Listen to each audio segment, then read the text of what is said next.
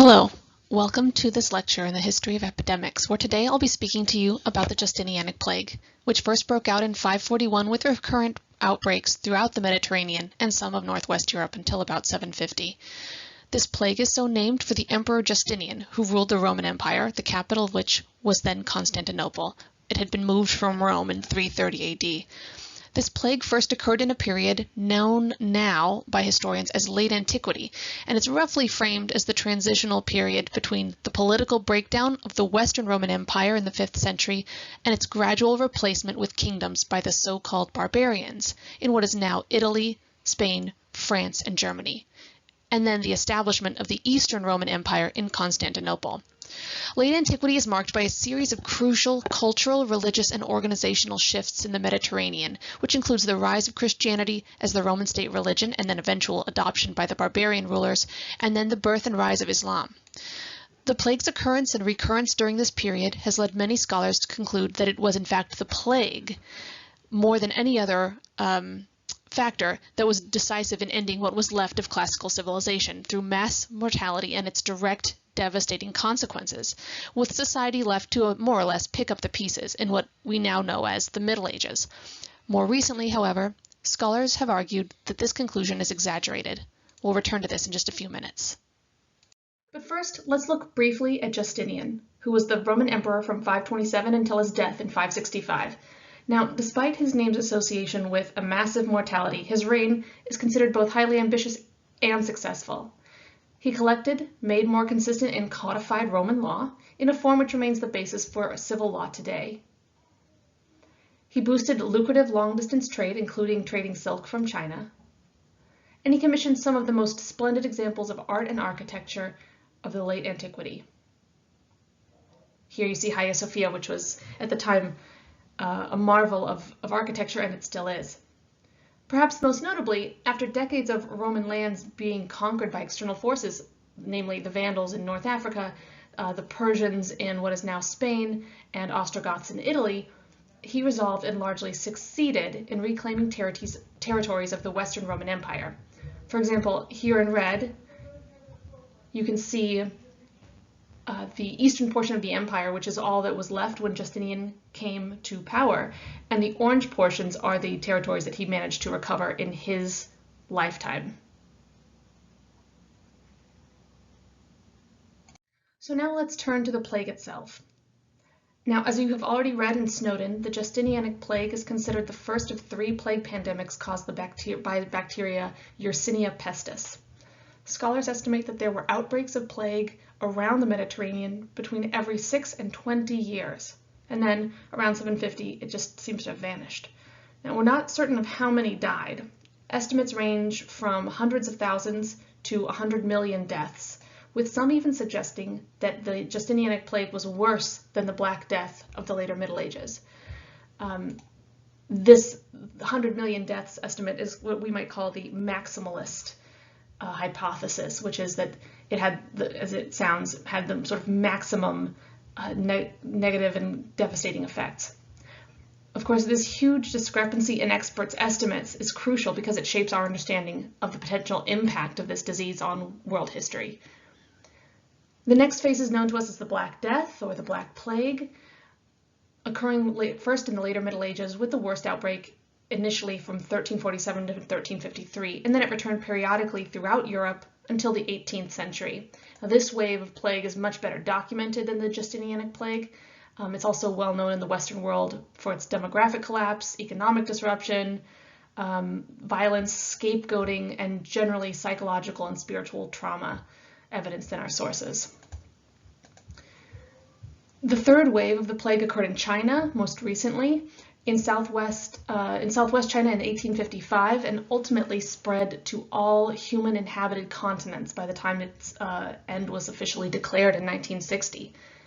Now that plague ultimately claimed the lives of at least 12 million people, and it was with this wave that bacteriologists were able to identify conclusively that it was Yersinia pestis that caused the plague of this third wave, but also of the first and second. So what is Yersinia pestis?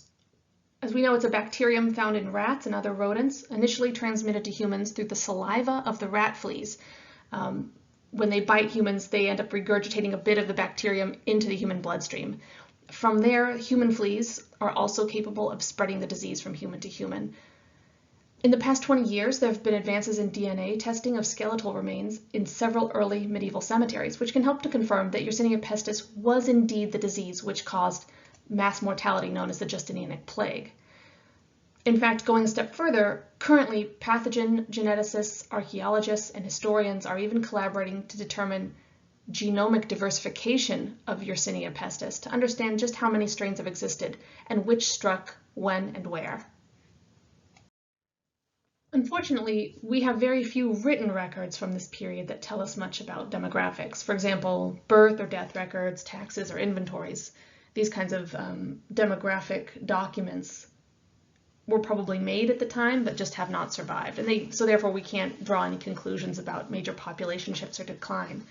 Well, we do have our literary sources, such as histories and chronicles, which are the major sources that historians and archaeologists have relied on.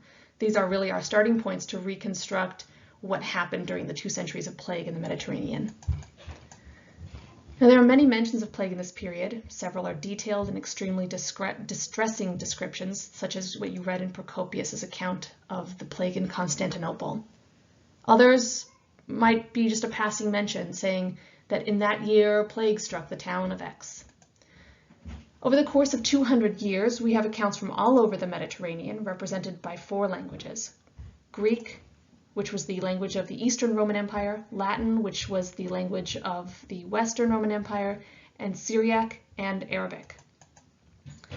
Likely the best known source for the plague is the Greek writer Procopius of Caesarea, the best known historian of the 6th century and one of the reasons why the Emperor Justinian's reign is so well documented.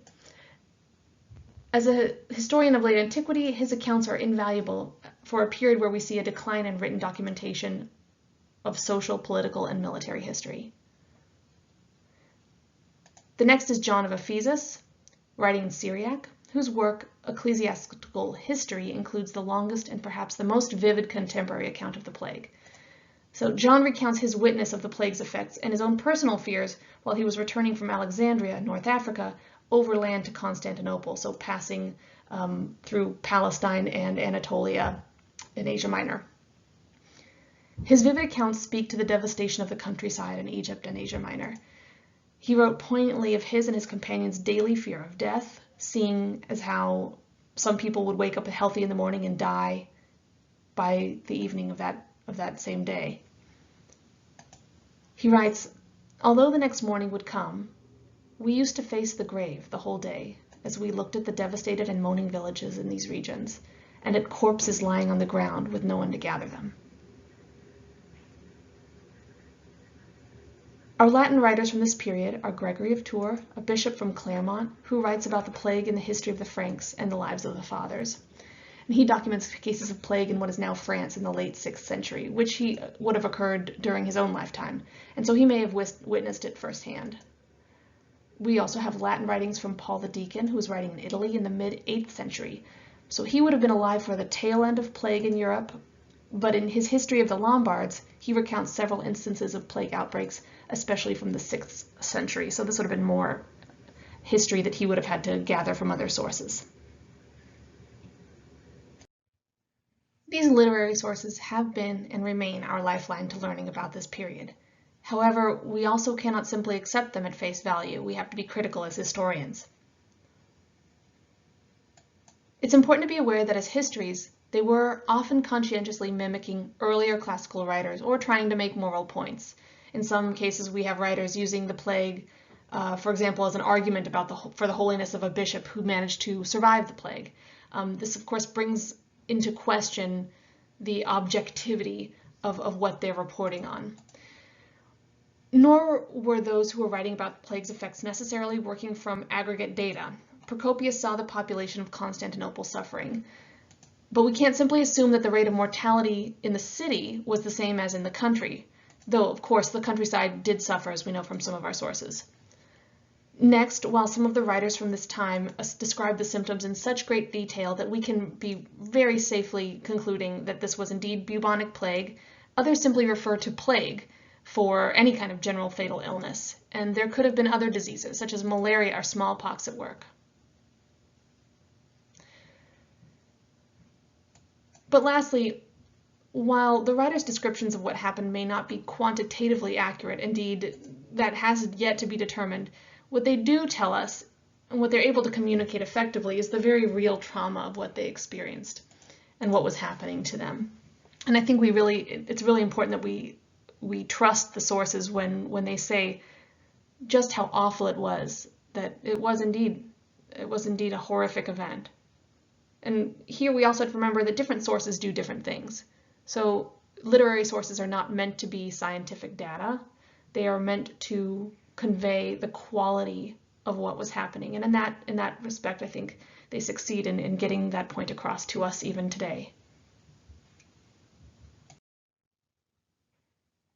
So where did the plague happen? How did it spread? And how do we know? Here, again, we have to rely for now on literary sources for our clues. According to Procopius, the focus of the disease was in Pelusium, a town on the eastern portion of the Nile Delta in Egypt.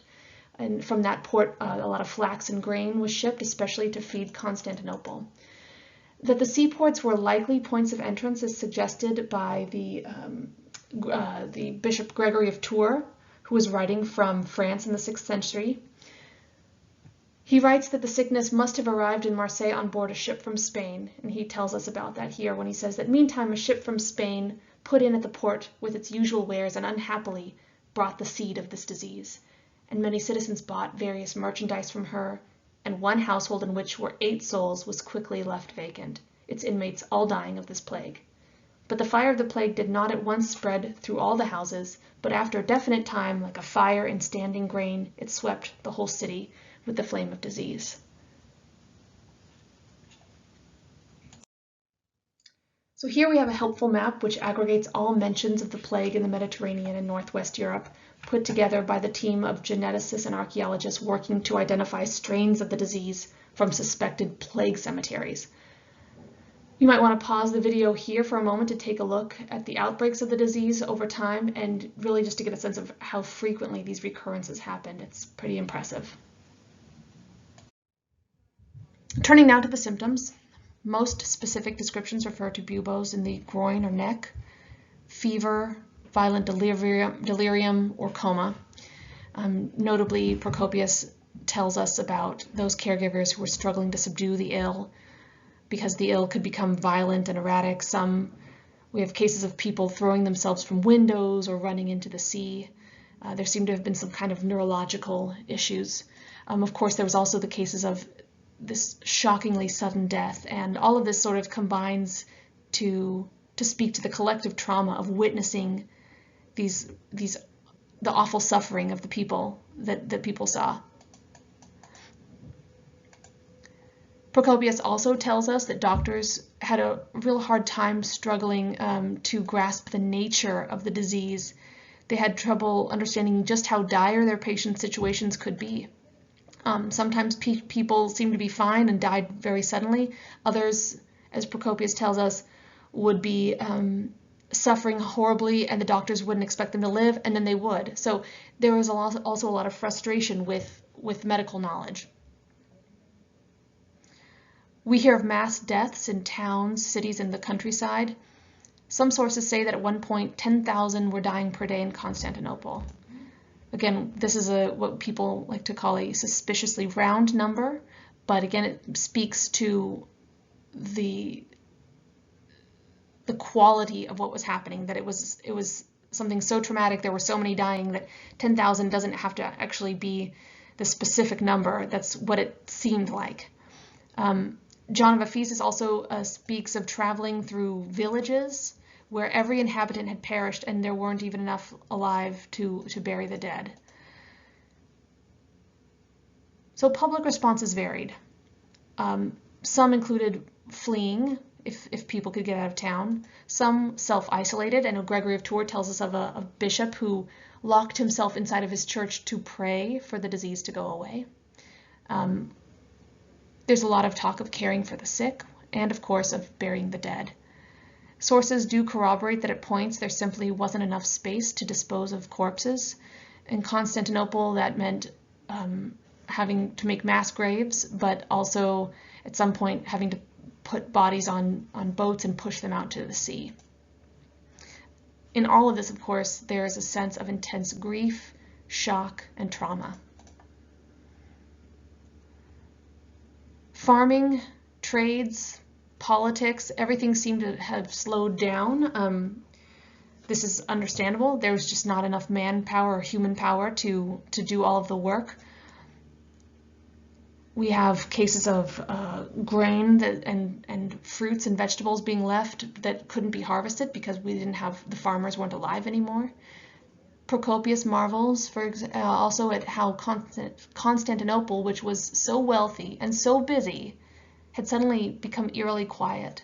And also, given the trouble with the harvesting and delivery of food, many of the poor faced starvation, which further exacerbated the health crisis. So we can look a little bit at the immediate economic effects of a catastrophic mortality.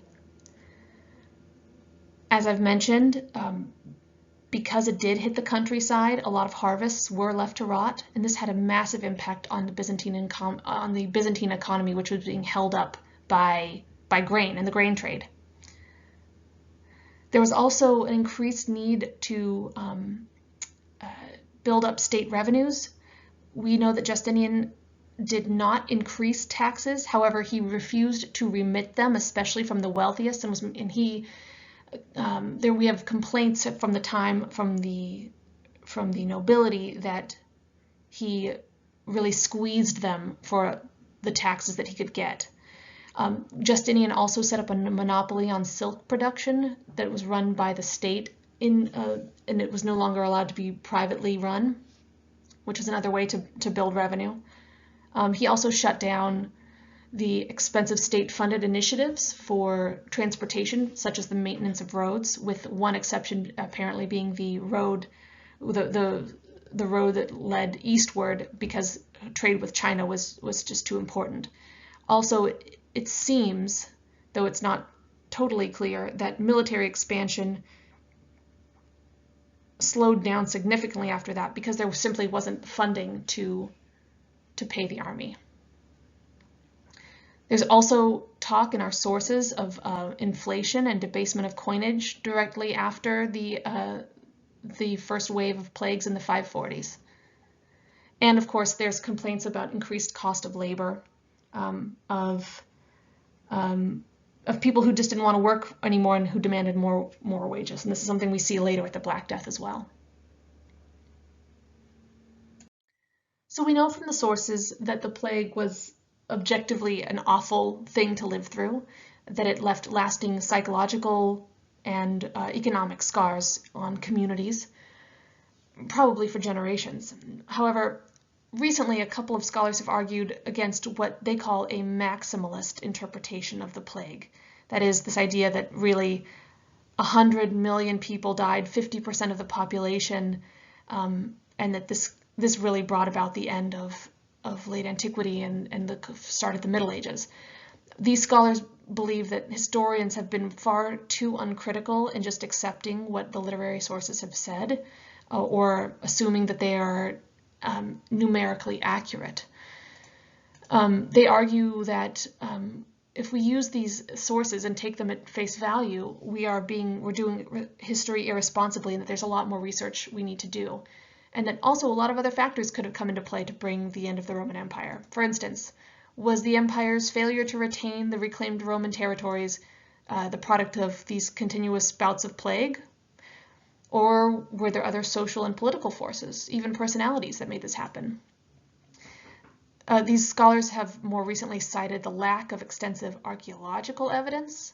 For instance, they would like to know where some of these mass graves are. There's not been nearly enough excavation of graves, and even still, when DNA specialists and archaeologists are excavating them, they're not necessarily asking questions historically.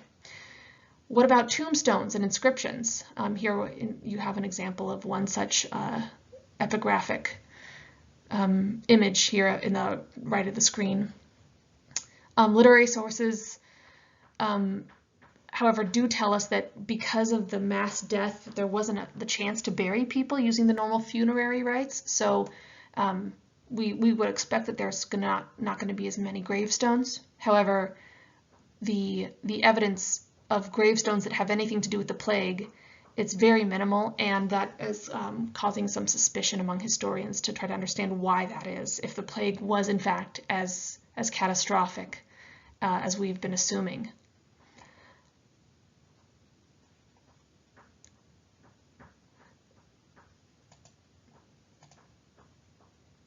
The literary sources also don't necessarily suggest that the plague had lasting effects any more than other disasters such as earthquakes and wars. So often what these historians are concerned about is us just sort of lifting out these little pieces of text out of the larger book, and so we are putting more emphasis on the plague than is emphasized in the actual full works. Also, what about numismatic evidence? Like, that is the study of coins. For example, do we see long-term debasement of coinage? That's something that also needs to be studied. There's also the question of climate research. Some people have said, well, it was particularly hot in those years, we think, and so of course that's why the plague ravaged everything. But then also we have instances of the plague occurring in the winter. So we can't necessarily conclude definitively that what the role of the climate has. But what all of this has, when it's all brought together, what it tells us is that there needs to be much more collaboration among several disciplines if we want to understand the plague. It's an incredibly complex thing. You need to have people who know a lot about history, who need to be able to read the languages in the original. You need to be able to work with geneticists and archaeologists, and no one person can simply know all of the information to be able to make conclusions about this. Understanding the plague is really a collaborative enterprise, and one that in the future will require really good communication and collaboration among colleagues across fields and disciplines. So I'd like to end now with a few lessons from the plague, some points of comparison with COVID-19 and Justinianic plague. Of course, I will start by noting that they are nowhere near as bad. There are now antibiotics, so that we don't have to worry about Justinianic plague or bubonic plague affecting us. But there are certainly, and we certainly have a lot more medical advances that can help us with treating COVID. That said, it is still a pandemic that we are trying to get a hold of. The first thing, though, I'd like to point out is the difficulty of grasping the disease, which is a hallmark of any pandemic. If we could grasp it truly and contain it, it wouldn't be a pandemic. This is something, though, that our anecdotal evidence from the period, we see our writers talking about how doctors had a hard time understanding what the disease was, how it could be stopped, how the individual population should manage it. And there are a lot of different strategies, and with that came a lot of uncertainty and fear for how to manage a disease like that. There's the social and psychological shock of the changed situations that we're in, the greater fear, paranoia, the need to flee, which we even see now with COVID, with people trying to go to their second homes, for instance. The psychological shock of having people that you work with suddenly become ill, not being able to see your friends or not being able to see your family, and the pain that causes. These are things that the contemporary writers also wrote about. The sense of the slowing down of normal life, but the speeding up of other aspects of the crisis. So we're all stuck at home, and in some ways it's very boring, but at the same time we have a speeding up in medical centers and other sectors where people have to work long hours just to keep up, from some of our first responders and necessary workers. And certain activities are sort of changing the way that we work. With the pandemic, of course, comes a lot of insecurity, fear, and of course grief. The insecurity being the sense of not knowing about your own health, the health of others, the health of your loved ones, the sense of economic insecurity that's going to come with this, not knowing possibly where food is coming from. There's fear of catching the disease, and then there's grief of losing contact with the people around you because you have to stay quarantined, or also the grief of losing loved ones from the disease.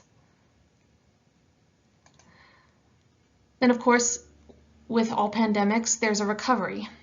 And then there's an attempt to understand in hindsight what exactly happened to us. Whether that's what happened with us with the disease or how we found ourselves responding in this sort of time of emergency. What does it mean about our society? What does it mean about us as individuals? You know, as historians, we're now looking at the Justinianic plague, trying to make sense of it. But we're always, of course, doing it through the lens of the present. Now, every one of us, either teaching or taking this course, is looking at historical pandemics with a distinctive and valuable perspective of people who are living through a pandemic.